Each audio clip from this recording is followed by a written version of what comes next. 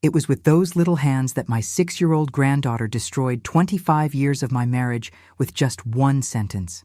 And today, I thank God for it every single day. Good afternoon. My name is Eleanor Sullivan. I'm 86 years old, and I'm going to tell you a story I've kept in my heart for a long time. Before I begin, if you could, please give this video a like and subscribe to the channel. Where are you watching from? Comment below. I love knowing that people from all across America are listening to my stories. I was born in 1939 in a small town called Pine Ridge in rural Kentucky. It was the kind of place where everybody knew everybody, you know? Where news traveled faster than rainwater in a storm. My father had a small farm where he grew a little bit of everything, and my mother, besides helping with the crops, did sewing work for others. I grew up believing a woman's destiny was to marry, have children, and take care of the home. There weren't many options for girls like me back then.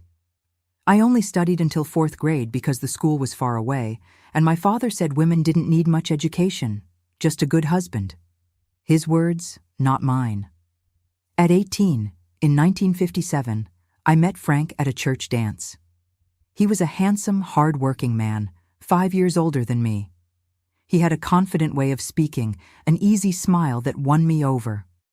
After 6 months of dating, always with my mother as a chaperone, because decent girls didn't stay alone with boys, we got married. The celebration was simple, in my parents' backyard. I wore the dress my mother had spent months sewing, saving every penny to buy good fabric. Frank wore a suit borrowed from his brother-in-law. We were poor but full of dreams. At first, we lived in a small room at the back of his mother's house while we saved money. Frank worked as a construction helper and on weekends sold vegetables at an improvised stand in the church square. I took in laundry and cleaned houses for the wealthier families in town. Our first daughter, Susan, arrived when I was 19 in 1958. It was a difficult home birth with Miss Martha, the midwife. I nearly passed away, but God wanted me to stay to tell this story. Then came Kevin in 1960, and our youngest, Tommy, in 1963. Life was hard, but we managed.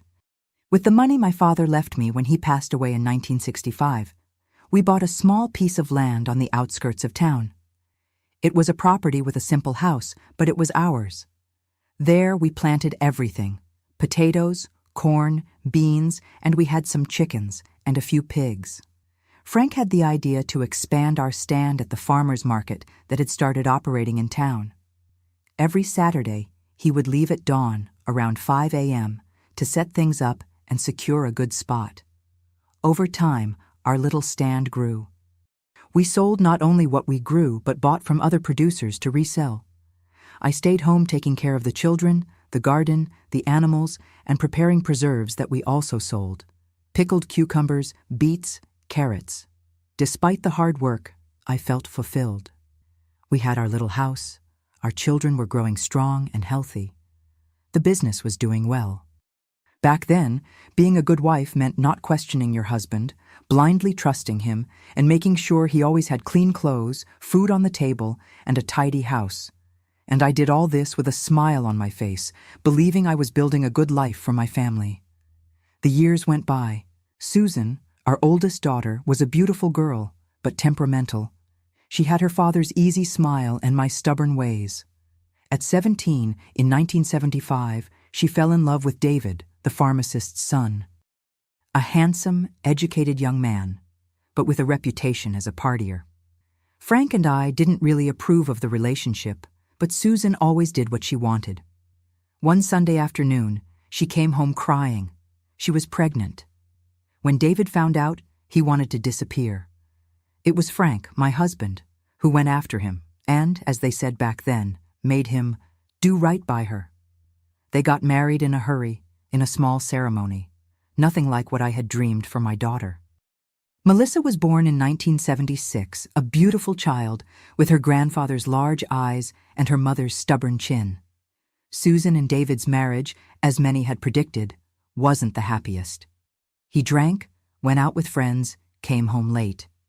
She worked as a clerk in her father-in-law's pharmacy to help with expenses. To lighten my daughter's burden, Melissa spent a lot of time with us. From a young age, she was very attached to her grandfather. Frank spoiled her, took her everywhere, bought her candy behind my back. I even complained that he was ruining the girl, but deep down, I thought his love was beautiful. On Saturdays sometimes, Frank would take Melissa to the farmer's market. She loved the hustle and bustle, the colors, the smells. She'd run between the stands, knew all the vendors by name. She'd come back home dirty with soil, hands sticky with candy, happy as could be. In 1982, I was 43, Frank was 48. Our younger sons were already making their way in life. Kevin had gone to Detroit to work in an automobile factory. Tommy was studying accounting in a neighboring town. He only came home on weekends. Life was following its quiet course. At least that's what I thought. I was one of those women who think they know everything about their husbands. 25 years of marriage gave me that confidence. I knew every expression of Frank's, every mood, every taste, or thought I did.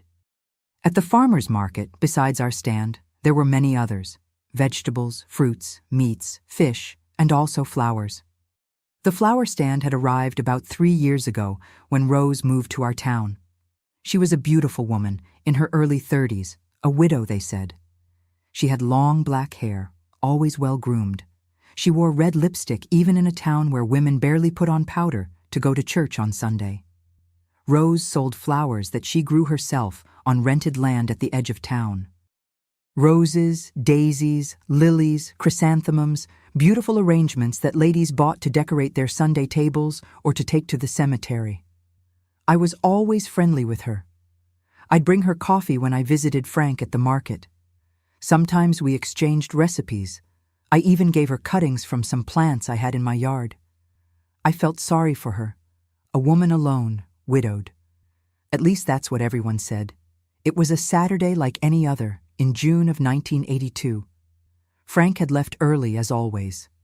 The previous week, Melissa had gone with him to the market because she was staying with us for a few days. I was at home preparing lunch, waiting for the two of them to return around noon, as usual. I heard the noise of Frank's small truck arriving. Melissa came running in, as she always did, full of stories to tell. She sat on the small stool near the wood stove while I was peeling potatoes. "Grandma, the market was so busy today. Grandpa sold everything, even those big pumpkins you thought nobody would want." I smiled, continuing to prepare lunch. Melissa swung her little legs, eating a piece of cheese I had cut for her. "And you know what I got? A huge lollipop that Mr. Mario from the candy stand gave me. Grandpa wouldn't let me eat it because he said it would ruin my teeth, but it's saved in my little bag for later." I laughed at that talkative way of hers, so similar to her mother's at the same age.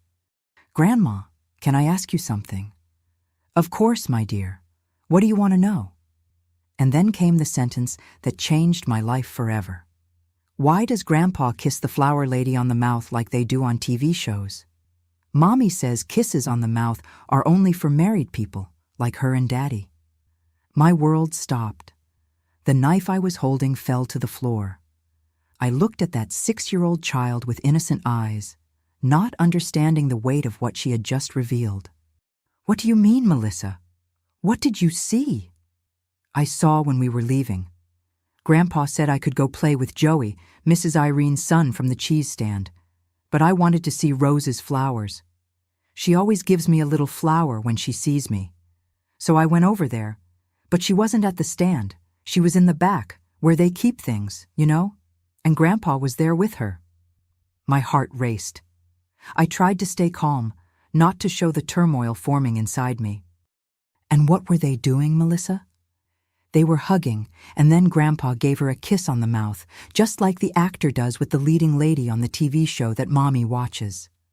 I thought it was weird because you weren't there, and Mommy says kisses on the mouth are only for married people." I don't know how I managed to finish making lunch that day. I served the food. Frank ate as if nothing had happened. He talked about the news from the market, said we had sold everything. I could barely look at him. The food on my plate remained untouched. After lunch, I sent Melissa to play in the yard. She went out skipping, with no idea of the storm she had caused. I sat at the table, looking at my husband of 25 years, a man I thought I knew better than myself, and suddenly realized I was facing a stranger. That afternoon, while Melissa played in the yard, I sat in the kitchen as if I had turned to stone. I couldn't move, couldn't cry. It was like a hole had opened up inside my chest. 25 years believing in a lie. I thought about confronting Frank immediately, but something held me back. I needed to be sure. After all, it could be a child's imagination, right? Melissa was little. Maybe she had confused things. Maybe she had seen her father, David, with another woman, and in her mind, mixed up the people. I clung to any explanation that wasn't the obvious one. During the rest of that Saturday, I observed Frank, like someone observing a strange insect. Every gesture, every word, every look. I searched for signs that would confirm or deny what Melissa had said. He seemed the same as always. He sat on the porch to listen to the game on the radio, had his coffee in the afternoon, talked with the neighbor about the fence that needed fixing. How could he act so normally if he was cheating on his wife? At night, after Melissa went to sleep, I went through his things. I had never done this before. In 25 years of marriage, I had never searched Frank's pockets. I had never doubted his word. But that night, I went through everything. In the pocket of a pair of pants, I found a folded paper, a receipt from a jewelry store in the next town over, a silver bracelet purchased 2 weeks earlier. I had never received any bracelet. Sunday, I could barely sleep. My head was buzzing with thoughts, memories. I started to piece together things I hadn't noticed before. Frank coming back later and later from the market in recent years. Shirts with different perfume that he said was from the deodorant he used. The money that seemed to stretch less, despite sales being good, according to him. Small lies that I had accepted without questioning. On Monday, after Frank left to take care of some business in town, I picked up the phone and called my friend Beth. She had a spice and herb stand at the market, very close to ours. If something was happening, she would know. With my heart in my hand, I asked if she had noticed anything strange between my husband and Rose. The silence on the other end of the line was answer enough. "Eleanor, my friend," she began hesitantly. "I tried to tell you so many times, but you seemed so happy, so confident. I didn't have the courage." Her words fell on me like a stone. It wasn't just a kiss that Melissa had seen by chance. It was an affair that had been going on for years. 3 years, according to Beth. Since Rose had come to town, everyone knew. Everyone whispered behind my back. The betrayed wife is always the last to know. That night when Frank got home, I had already cried all the tears I had to cry. I was sitting in the dark living room. He came in, turned on the light, and was startled to find me there. "Woman, you scared me. What are you doing sitting in the dark? Where's dinner?" I looked at him, at that face I knew so well, and that now seemed like a stranger's. "There's no dinner tonight, Frank, but we do have a conversation. Sit down." He must have noticed something in my tone of voice because he didn't protest. He sat in the chair across from me with a suspicious look. "What's wrong, Eleanor? Did something happen?" "Melissa told me something interesting on Saturday. She said she saw you kissing Rose at the market behind her stand, just like on TV shows, is what she said." His face paled. Then came the denial, as I expected. "That's nonsense from children, Ellie. The girl saw something wrong, made it up. You know how kids that age are. They make up all kinds of stories." "Don't lie to me, Frank. Not anymore. I spoke with Beth today. She told me everything." 3 years, Frank. 3 years making a fool out of me." He tried to deny it once more, but when he saw my look, when he realized I really knew, the mask fell. It was like seeing another person emerge before me. His face hardened, his voice changed. "So what? What are you going to do? Scream, cry, kick me out of the house?" That coldness caught me by surprise. Where was the man with whom I had shared my life for 25 years? The father of my children, the companion I thought I had? "I want to know why, Frank. Why do this to me after so many years?" He gave a dry laugh that cut me like a knife. You really want to know, Eleanor? Because Rose makes me feel alive. She's young, beautiful, full of life. Not a housewife covered in varicose veins who only knows how to talk about the kids and the garden. Each word was like a slap. I had devoted my life to that man, to that family, had given up my dreams, and yes, I had dreams, even if they were small, to be a wife and mother. And now he threw that in my face, as if it were a flaw. It's been a long time since this was a real marriage, Eleanor. It's just convenience. You take care of the house, I bring in the money. But love, passion, that ended a long time ago. I couldn't believe what I was hearing. For me, our marriage was solid. Maybe it no longer had the fire of the early years, but it was based on companionship, respect, building together. At least that's what I believed.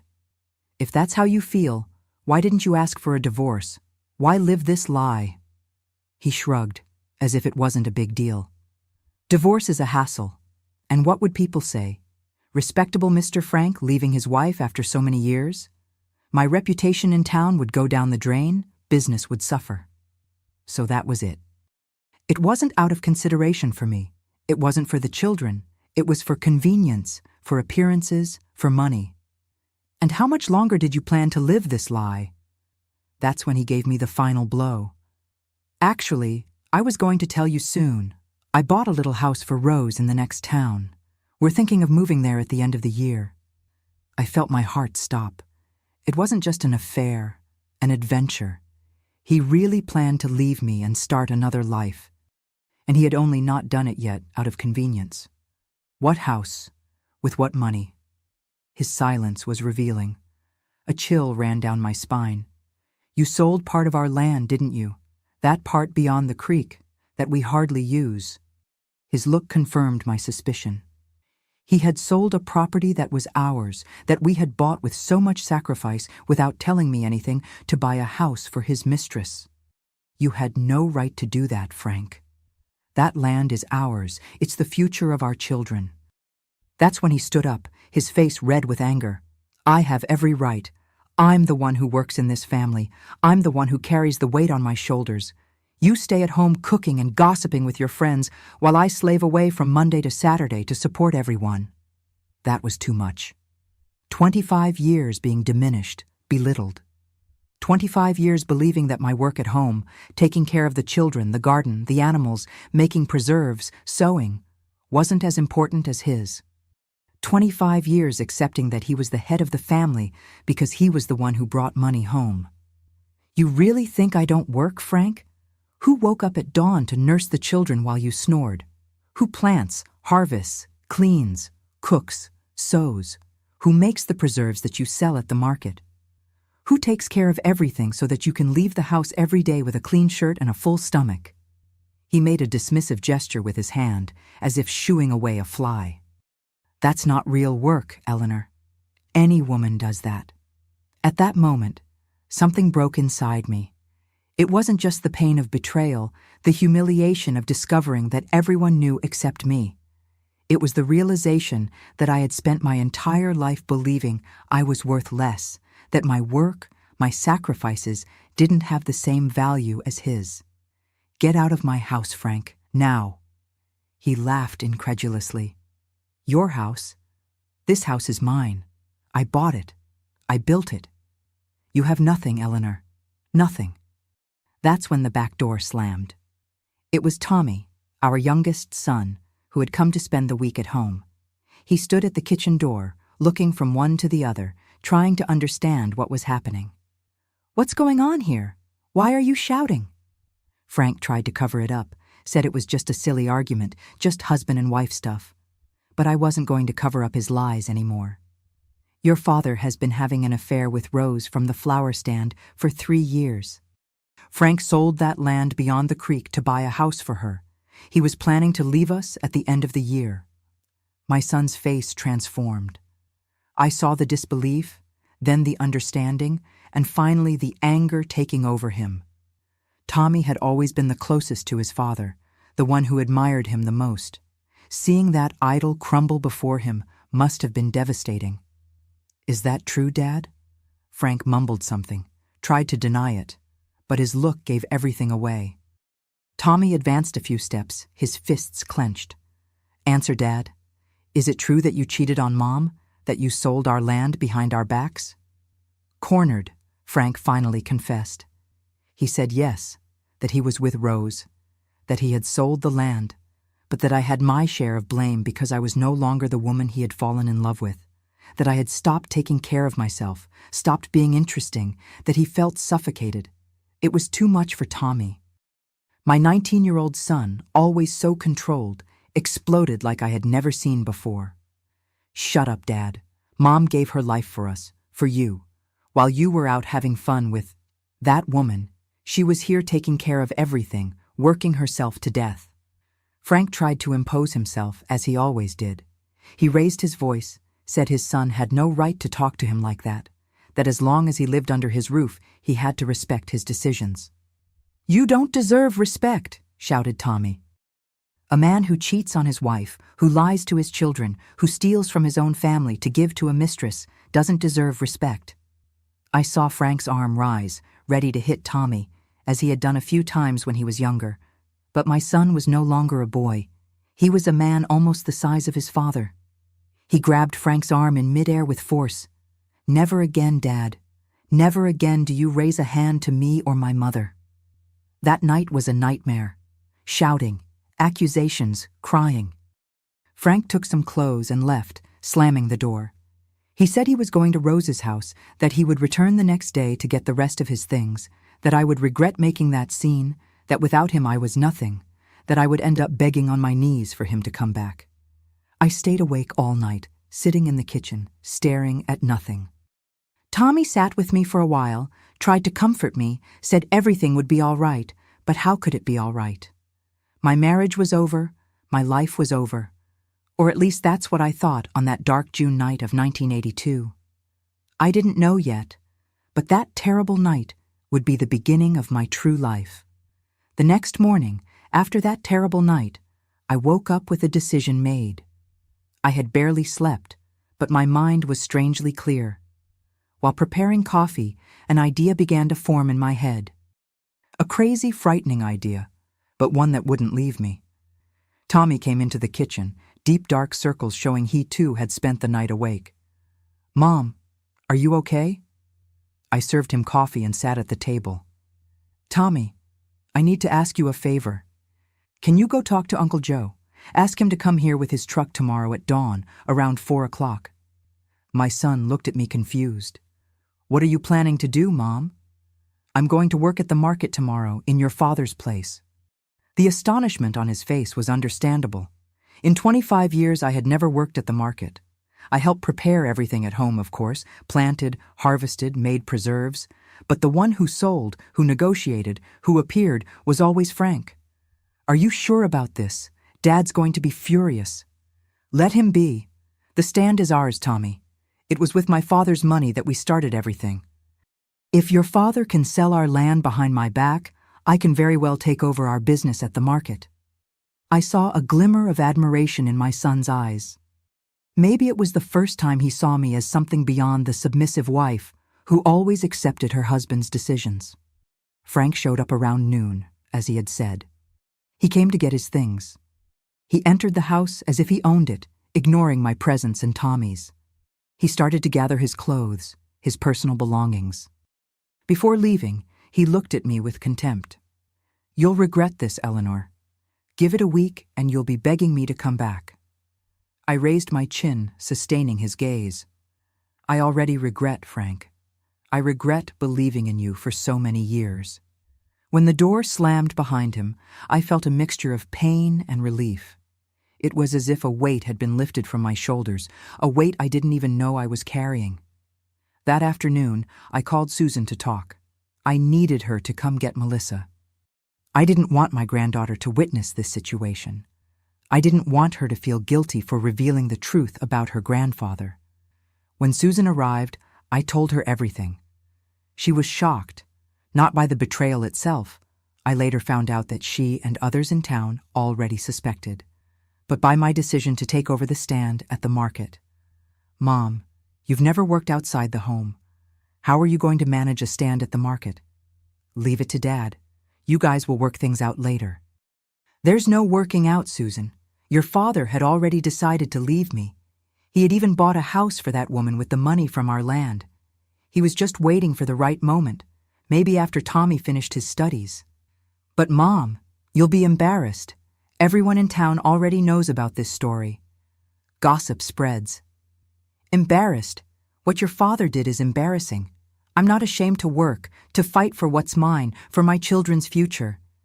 She looked at me with a mixture of admiration and concern. Susan had always looked the most like me in appearance, but in temperament she took after her father, impulsive, stubborn. Do you know what you're doing? It's going to be hard, Mom. People will talk, they'll laugh. Let them talk, let them laugh. I've survived worse things in this life. At dawn on Monday, at 4 o'clock, Uncle Joe stopped his truck in front of the house, helped load the boxes of vegetables, fruits, the preserves I had prepared. Tommy came along, said he would help me on this first day. When we arrived at the market, it was still dark. The vendors were arriving little by little, setting up their stands. I saw the looks, heard the whispers. Everyone already knew, of course. In a small town like ours, news like this spread like wildfire. I set up the stand in the usual place.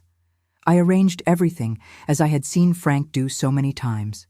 Pumpkins on one side, vegetables on the other, preserves prominently displayed. I put on the apron I had made the night before with my name embroidered on it, Eleanor. The first customers started arriving around 6 o'clock. Some averted their eyes, embarrassed. Others looked with curiosity, perhaps expecting me to be downcast, tearful. There were those who walked straight past my stand, preferring to buy elsewhere rather than have to talk to me. The shame of the betrayed wife is contagious, it seems. Around 7:30, I saw Frank entering the market. He stopped a few meters from the stand, his face red with anger. He didn't expect to see me there, occupying his place. He came toward me with large steps. What do you think you're doing, Eleanor? Working, Frank. Something I've always done, only now I'm doing it here in front of everyone, not hidden inside the house. This stand is mine. This business is mine. Ours, Frank. Ours. Or did you forget that it was with my father's money that we bought the first piece of land? That it's my hands that plant, harvest, make the preserves that you sell here? He looked around, realizing that people were watching. He lowered his voice, but the threatening tone remained. You're going to regret this, Eleanor. I'll sue you. I'll take everything from you. I looked into his eyes, those eyes that I once thought were so beautiful, so sincere, and felt nothing but pity. You can try, Frank, but in the meantime, I'll be here every day selling the fruit of my labor. He left, stomping under the curious gazes of the other vendors and customers. I noticed that some looked at me with new respect. A woman approached the stand, a lady I knew by sight, the owner of a grocery store in town. Mrs. Sullivan, I wanted 10 dozens of those free-range eggs you sell, and also 2 boxes of tomatoes, if you have them. It was a big order, larger than she usually made when Frank was at the stand. I understood the silent message. It was a gesture of solidarity from one woman to another. Of course, Mrs. Wilson, and I'll add 2 jars of that spicy jelly you like on the house. That's how my new life began. It wasn't easy, far from it. In the first few months, I faced all kinds of difficulties. People who stopped buying at my stand because they believed Frank's version, that I had gone crazy, that I had kicked him out of the house out of unfounded jealousy. Suppliers who didn't want to deal with me because I was a woman, because they thought I didn't understand business. The loneliness of coming home after an exhausting day of work to find an empty house without the husband who, despite everything, had been my companion for 25 years. Frank really tried to sue me, as he had threatened. He got a lawyer in the next town. He filed for divorce, claiming abandonment. Imagine that. He abandoned me, and then accused me of abandoning him. He wanted half of everything, including the house we had built together. But I wasn't alone either. Tommy got a lawyer for me, a colleague of a friend's brother from college, a young, idealistic man who embraced my cause. The legal battle lasted months. Frank tried everything. He said I was unbalanced, that I mistreated him, that I was a terrible wife who refused to fulfill her conjugal duties. In the end, the judge determined the division of assets. He got the money from the sale of the land, which he had already spent on Rose anyway, and I kept the house and the market stand. It was a small but significant victory. Meanwhile, I continued working at the market every day. I woke up at 4 in the morning, prepared everything by myself, loaded the boxes into Uncle Joe's truck, who always refused to accept payment for transportation. I set up the stand, sold, took everything down at the end of the day, went home, prepared preserves for the next day, took care of the garden, the animals. It was a hard, exhausting life, but strangely gratifying. For the first time, I was in control, making my own decisions, directly reaping the fruits of my work. I was no longer Frank's shadow, the woman who stayed at home while the husband supported the family. I was Eleanor, the market vendor, the woman who had faced betrayal and abandonment and had rebuilt herself. Over time, I discovered I had a knack for business, better than Frank, actually. He had always been a decent salesman, but I noticed customers' needs, listened to what they said, adapted my production accordingly. I started making different preserves, experimenting with new seasonings, offering products that no one else had. I also started to make friends with other women at the market. Beth, from the spice stand, who had been the first to tell me the truth about Frank. Mrs. Wilson, from the cheese stand, a widow for 10 years who had been managing a business on her own since then. Marlene, who sold homemade sweets and was a single mother of 3 children.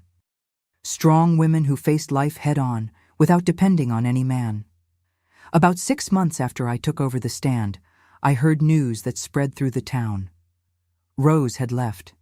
They said she and Frank had fought, that his money had run out, the money from our land, actually, that she had found a richer merchant in the next town. I don't know if it was true, but I do know that a few weeks later Frank showed up at my door. He looked worn out, aged, his clothes rumpled, unshaven. Quite different from the always neat, proud man who had been my husband for 25 years. "Eleanor, can I come in? We need to talk." I let him in. I offered him coffee. Not out of kindness, but because I wanted to hear what he had to say. I wanted to see how far his audacity went. "Eleanor, I made a mistake, a terrible mistake. Rose wasn't what I thought. She just wanted my money, was just using me." I took a sip of coffee, observing him over the cup. "And what do you want me to do with this information, Frank?" He swallowed hard, looked away. "I was thinking, maybe we could try again for the sake of our children, our grandchildren. We're a family after all." I almost laughed in his face. Almost, but I controlled myself. "Frank, you sold our land behind my back, planned to abandon me, humiliated me in front of our son, our neighbors, the entire town. And now that your mistress has left you, that the money has run out, you want to come back? As if it were a detour on the path, a stop to rest before resuming the journey. I know I made a mistake, Ellie, but 25 years of marriage isn't something you throw away like that. That's exactly what you did, Frank. Threw it away. And you know what I discovered in these months? That I'm stronger than I thought. That I can manage our business better than you. That I can live alone without depending on you for anything." He stood up, his wounded pride evident in his red face. "You'll regret this, Eleanor. One day you'll realize what you lost." I stood up too, going to the door and opening it. "I already realized, Frank. I realized I lost 25 years believing I was worth less than you, that my work, my dreams were worth less. But that's over. This house is now mine. My life is mine. You can leave." When the door closed behind him, I didn't feel sadness, didn't feel anger. I felt a deep relief, as if I had left a heavy burden behind. I went back to the kitchen, picked up my recipe book, and began planning the preserves I would make for next week's market. A new recipe for pickled carrots with ginger that had come to my mind. This was my new world now.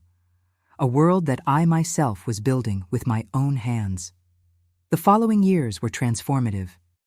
Like a flower that insists on growing in concrete, I found strength to flourish where I least expected. Gradually, my stand at the market became well known, not just in town, but in the region. My preserves, those colorful little jars of pickled carrots with ginger, peppers in honey sauce, eggplant in oil with rosemary, became a sort of trademark. In the summer of 1983, a year after the separation, I received an unexpected proposal. The owner of a small market in Chicago, who came to vacation in the region and always bought my preserves, wanted to know if I could produce in larger quantities to sell in the city. I was scared at first. How could I, a 44-year-old woman who had barely left the town where I was born, supply products to Chicago? But Tommy, my youngest, who was now graduating in accounting, encouraged me. "Mom, you can do it. I'll help with the numbers, the contracts."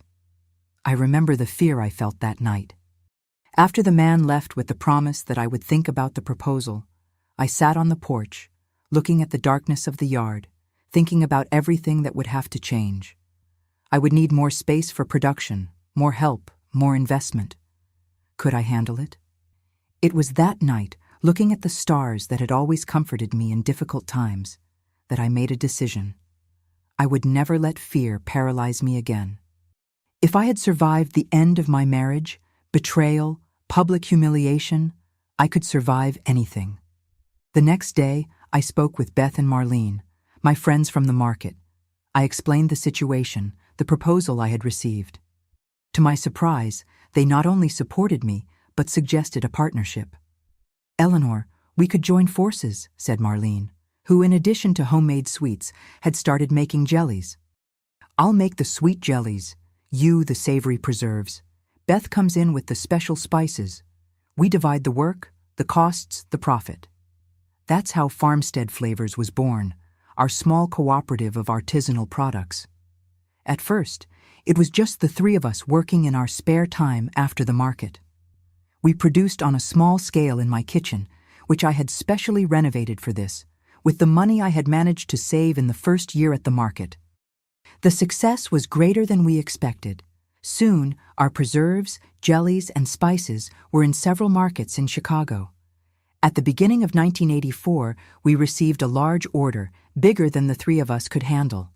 That's when we had the idea to invite other women to join us. We started with Mrs. Wilson, the widow from the cheese stand, who began producing special cheeses for our brand. Then came Susan, my daughter, who, after separating from David, who never stopped drinking and cheating on her, returned to town with Melissa and needed work. She had a knack for drawing, so she became responsible for the labels, the visual part of the products.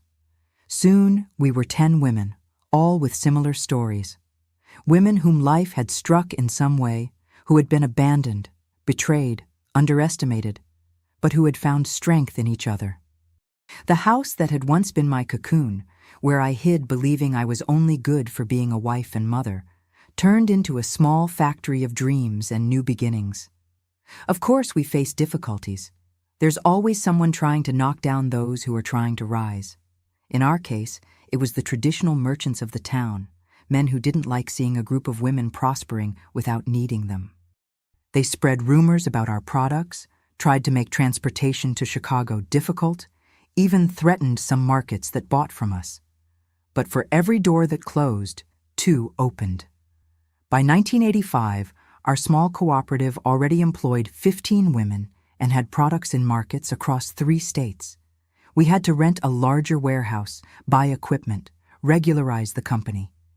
It was a period of much work, of sleepless nights, of worries about money, taxes, competition, but it was also a time of discovery. I discovered I had a talent for business, for leading, for innovating. Things I would never have discovered if I had continued in Frank's shadow, believing that my place was just in the kitchen, serving him and the children. In 1987, we received an invitation to participate in an artisanal products fair in Chicago. It was the first time I would go to a big city. At 48, I got on a bus with Beth and Marlene carrying our suitcases full of samples and went to face this new challenge. The fair was a success. Our products attracted attention. We made important contacts. We returned with orders that guaranteed work for months. But the most important thing for me was the feeling of freedom, of being in the world, of seeing new places, of meeting different people, of being respected for my work, for my creativity, not for being Frank's wife. In the following years, our cooperative, farmstead flavors continued to grow. In 1989, we bought the warehouse that we previously rented. In the same year, we opened our first little shop at the entrance of town to serve tourists who were beginning to discover our region. By 1990, there were 25 women working together, many of them heads of households like me, supporting children, paying for studies, building their own homes. It was also in 1990 that life brought me another surprise. At one of the artisanal product fairs that we regularly participated in, I met James. He was a university professor, a widower for 5 years, and was at the fair buying gifts for his daughters. He stopped at our stand, tried our preserves, praised the flavor, the presentation. We talked about spices, about old recipes that our grandmothers made. He told me he liked to cook, that after his wife died, he had to learn to feed his daughters. We exchanged stories, recipes, laughs.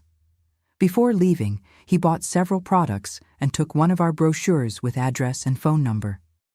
A week later, I received a call at the cooperative office. It was him asking if I would accept having coffee the next time I was in Chicago. I didn't know how to respond. At 51, after everything I had been through, the idea of getting involved with someone again seemed frightening. "Just coffee, Mrs. Sullivan, to talk more about that sourdough bread recipe you told me about." I ended up accepting. We met at a cafe near the university where he taught literature. We talked for hours, not just about recipes, but about books. He was surprised to learn that I was an avid reader, despite having studied little. About travels, he had visited several countries before getting married. About children, about losses, about new beginnings. When we said goodbye, he gave me a book as a gift, 100 Years of Solitude, by Gabriel Garcia Marquez. He said he thought I would like the story of that family, of the strong women who appear in the book. I was so touched that I almost cried right there in the middle of the street. No one in my entire life had ever given me a book as a present. Frank never understood my taste for reading. He thought it was a waste of time, something for people who had nothing better to do.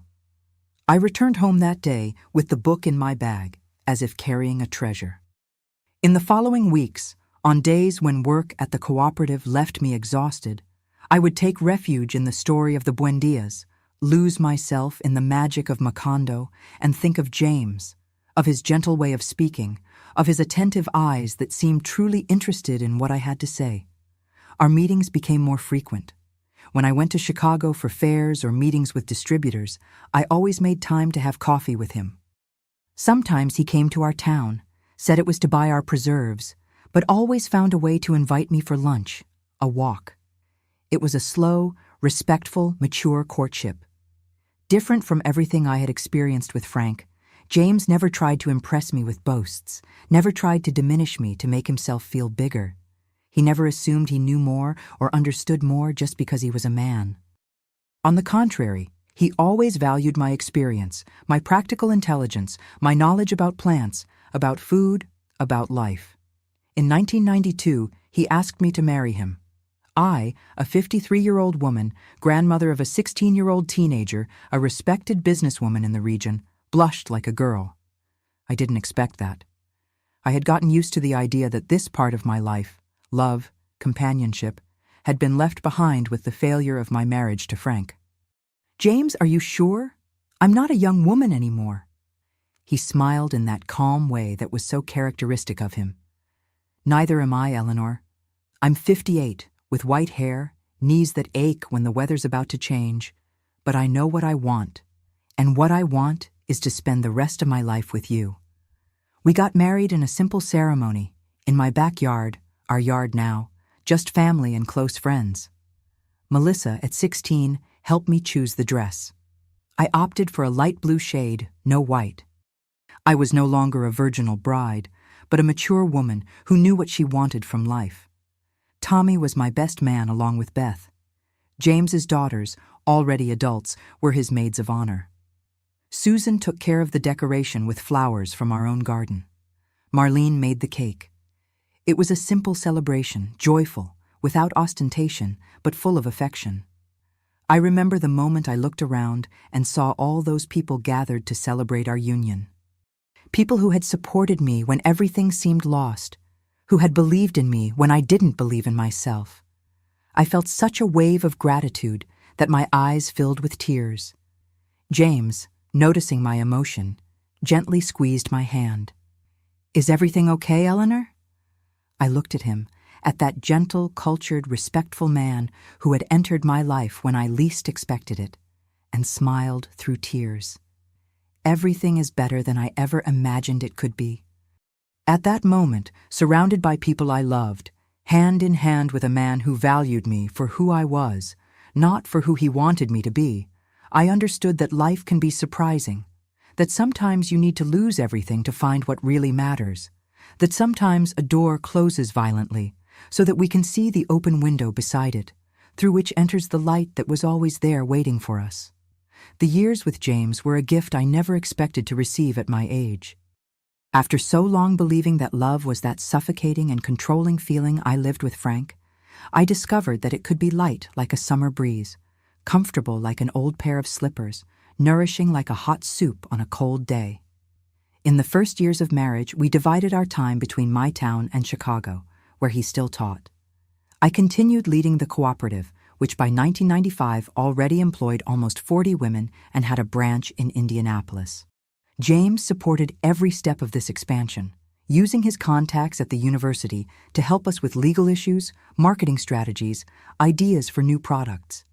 In 1997, when he retired from the university, we decided to settle definitively in my town.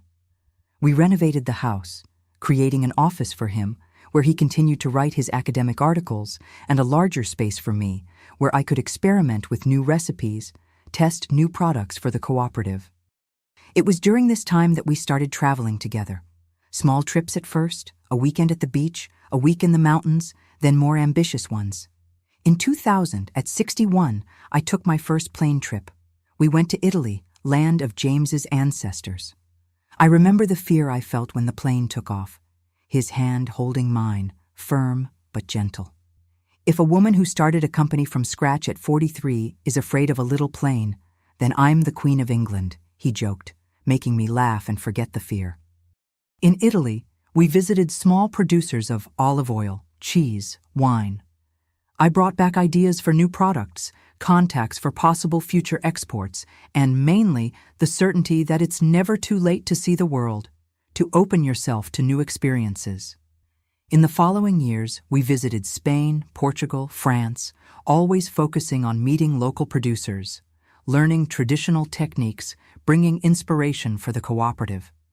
James, with his knowledge of languages and his ability to make friends with anyone, opened doors that I never imagined could open for a woman with little formal education like me. In 2002, our Farmstead Flavors Cooperative celebrated 20 years of existence. We organized a big party at the production warehouse with all the women who had been part of our history. Some still worked with us, others had followed other paths, opened their own businesses, moved to other cities. Seeing all those women gathered, some who had entered as shy young women and were now successful businesswomen, others who had arrived broken like me and had rebuilt themselves, it was one of the most emotional moments of my life. Beth, my friend of so many struggles, made a speech that made me cry like a child. Eleanor taught us that a woman doesn't need to ask permission to exist, to work, to dream, that we can be strong without ceasing to be feminine, that we can be businesswomen without ceasing to be mothers, grandmothers, wives, that each of us carries a strength that sometimes we don't even know exists until life forces us to find it. At that party, I looked back and realized how far we had come. Not just me, but all of us. How a painful betrayal had transformed into the kickoff of a silent revolution in our small town. How that innocent phrase from my granddaughter Melissa, "Why does Grandpa kiss the flower lady on the mouth?"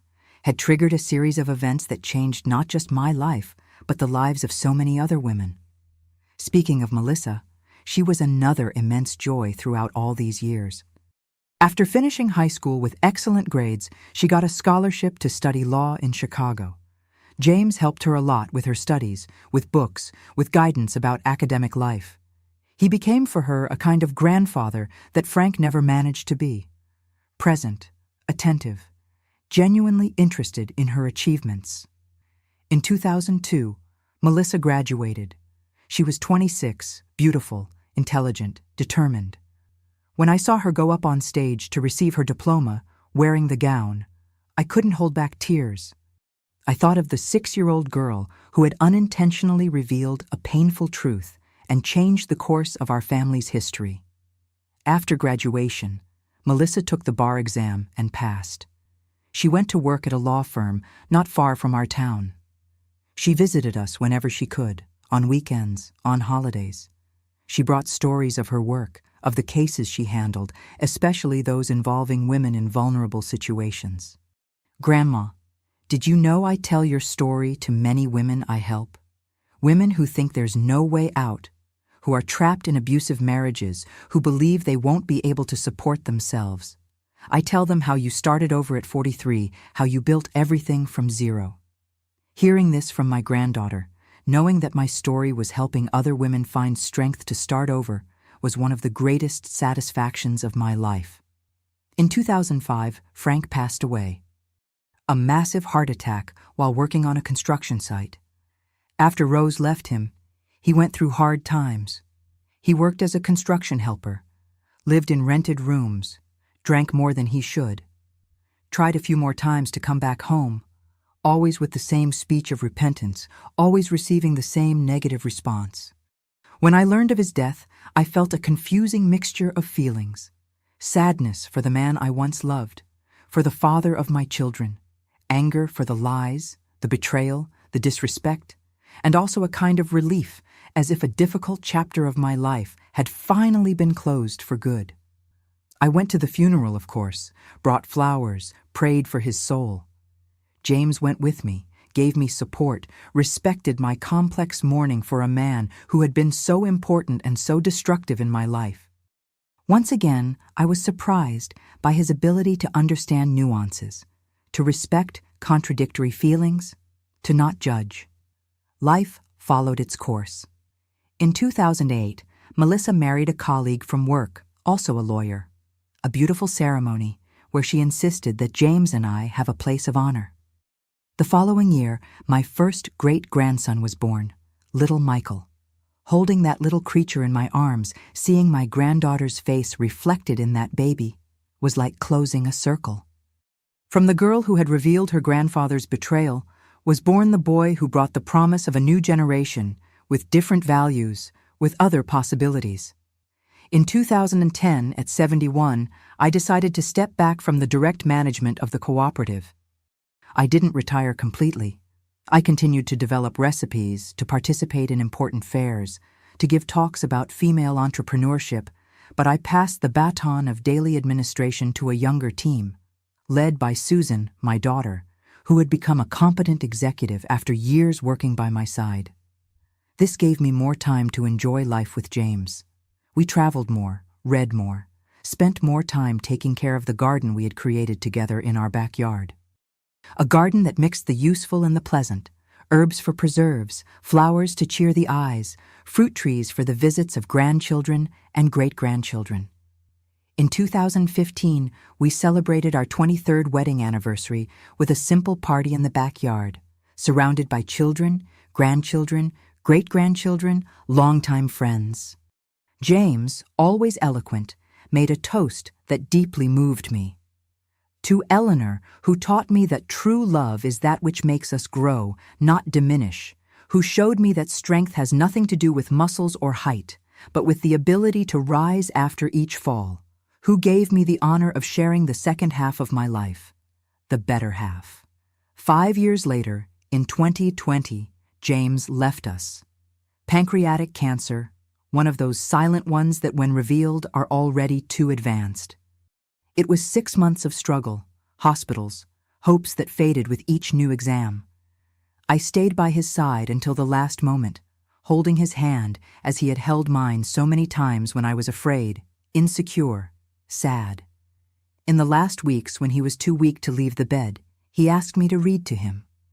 I chose 100 Years of Solitude, the book he had given me as a gift at our first meeting 30 years earlier. I read until the last chapter, until the last page, until the last sentence. He departed serenely, as he had lived, with a half-smile on his face, as if he had just heard a particularly good joke that only he understood. The pain of loss was immense, different from anything I had ever felt. It wasn't the angry and humiliating pain of Frank's betrayal, but a deep pain, an emptiness that seemed impossible to fill. For the first time in a long time, I felt lost, not knowing how to move forward. It was Melissa who helped me find my way again. My granddaughter, now a 44-year-old woman, a respected lawyer, mother of 3 children, came to spend some time with me after James passed away. "Grandma, you once told me that when Grandpa Frank left, you felt it was the end of the world, but it wasn't. It was the beginning of a new life. Now you're feeling the same thing, that it's the end of the world, but it's not. It's just a new beginning." She was right, of course. At 81, widowed for the second time, I still had a lot to offer, a lot to live. In the following months, I dedicated myself to organizing James's memories, academic articles, letters, travel diaries. I began to write my own memoirs, the history of the cooperative, the recipes I had developed over the years. In 2022, I published my first book, Flavors and Wisdom, the story of a woman who learned to live after 40, a mixture of autobiography and recipe book, where I told the trajectory of the cooperative interspersed with the stories of the women who were part of it. The book, to my surprise, was well received. I did book launches in various cities, gave interviews, participated in television programs. In one of those interviews, a young journalist asked me what had been the most difficult moment of my life. Many people would think it was when I discovered my first husband's betrayal, or when I lost my second, who was the love of my life. But no, the most difficult moment was when I had to decide whether to give in to pain and humiliation, or to use that pain as fuel to reinvent myself. Choosing the second path was the most difficult and also the most rewarding. Today, at 86, I look back and see a rich, full life that took directions I could never have imagined on that distant afternoon of 1982, when a 6-year-old girl said innocently that she had seen her grandfather kissing the flower lady. The cooperative I founded with my friends now employs more than 100 women, exports to several countries, is recognized for the quality of its products and for the social impact it generates. My children and grandchildren follow diverse paths, but all carry a bit of that strength I discovered in myself when I needed it most. I still live in the same house, taking care of the garden that James and I planted together, writing my memoirs, receiving visits from grandchildren, great-grandchildren, friends of so many years. It's not the life I dreamed of when I was young. It's much better than anything I could have dreamed. If I could go back in time and talk to that 43-year-old Eleanor, devastated by betrayal, humiliated, afraid of the future, I would say, don't be afraid. The pain you're feeling now will transform into strength. The tears will water the garden where more beautiful flowers will grow. Life hasn't ended. It's just truly beginning. This is the message I leave for you who are listening to me today. No matter what age you are, no matter what has happened in your life until now, as long as there is breath in your lungs, as long as your heart beats, there is the possibility of a new beginning, of reinvention, of a full life. That phrase that seemed to have destroyed my world. Why does Grandpa kiss the flower lady on the mouth?